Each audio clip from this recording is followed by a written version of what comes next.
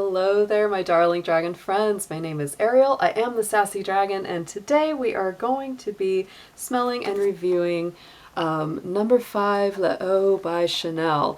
This is a lighter, fresher interpretation of the original number 5.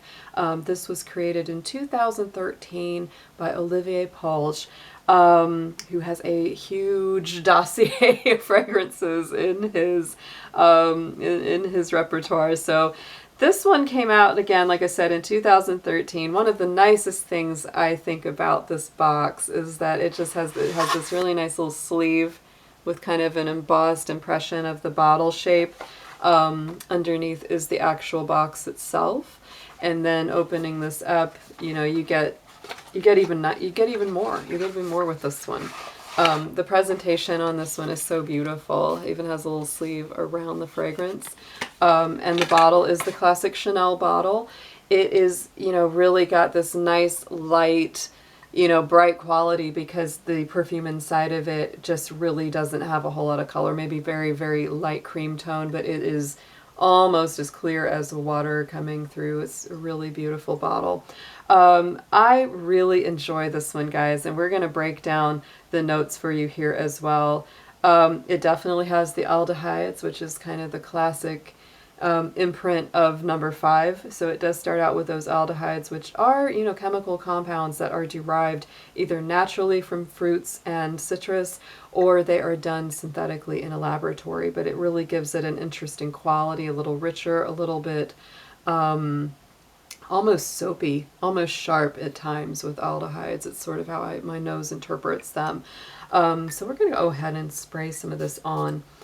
It has such a nice, fresh feeling. It really comes out with the citrus very strongly, and that is in the top. The top notes are aldehydes, lemon, neroli, mandarin orange, bergamot, orange, and lime. So definitely a very fresh burst of citrus and light floral and aldehydes on the top. The middle notes have the Ylang-Ylang, which I really pick up on that one. To me, that's always been such a strong note. Jasmine and May Rose. The base notes are White Musk, Orris Root, Cedar and Vanila. So it has a very nicely rounded mixture of the fruits, the florals, and that kind of musky, woodsy dry down. The only reason that I don't love this one, guys, is because it just doesn't last on me. It is made to be a much lighter interpretation of the original number 5, and so unfortunately the side effect to that is that it just, my skin eats it right up. Now if you personally, your chemistry works with this could be like your favorite number 5, especially if you don't like the heaviness of the original. Because to me, this is just so beautiful and fresh and airy.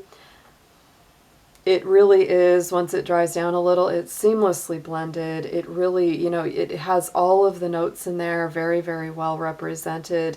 To me, the strongest thing that's going to come out, again, like I said, the Ylang-Ylang is very, that with the mix of the jasmine, to me, I really smell that floral heart on this. And the top notes really are that like fresh, nice, version of citrus. And if you've ever smelled a Chanel, version of number 5 at all, you kind of know what you're getting into with a fragrance like this. I really feel like these are also rather unisex. I feel like anybody could really wear them. They are very genderless. Of course, I say all perfumes are genderless. The only rule in perfume is that you enjoy wearing it and it makes you feel amazing. That's it. But if you are more geared to feeling like, well, sweeter fragrances are more feminine and, woodsy or more aromatic ones are more masculine, this to me can work on both ends of the spectrum because it really has those nice, more feminine florals, but it also has those more masculine, musk or woodsy notes that really make it beautiful. I love the Orris Root in this one as well. That always gives such a nice quality. So, if you don't like number 5, which I know that's a perfume that's very polarizing in a lot of ways, some people really don't like it because it smells old-fashioned, because it is old-fashioned. I don't say like old lady or grandma, but it is definitely an old-fashioned perfume because of the era that it comes from. So it has that very classic vintage type quality. But this one is beautiful. If your skin doesn't just completely eat it up like mine does, I think it's a perfect, light version of number 5. I absolutely love the presentation, the way the bottle is put together. It makes it a beautiful gift if you're gifting it to somebody. So that is my take on this one. I will be getting into some reviews on the original number 5 Eau de Parfum, and I will be doing, I also have the number 5 Eau Premiere, I think it's called, or Le Premiere, something like that. I will be doing those as well soon. So let me know your thoughts and comments. As always, I love to hear what you think of these fragrances, if you have it, if you have not tried it yet, or what your favorite Chanel is. My issue with most Chanel perfumes is that my chemistry eats them up. So I'm always kind of on the lookout for what's a Chanel that my skin may not just completely devour. So far, Coco Mademoiselle and the Coco Mademoiselle Intense are the most long-lasting for me. My favorite Chanel that I've probably smelled so far is the Allure Eau de Parfum, but unfortunately that one just disappears on me as well. But I love the way that one smells.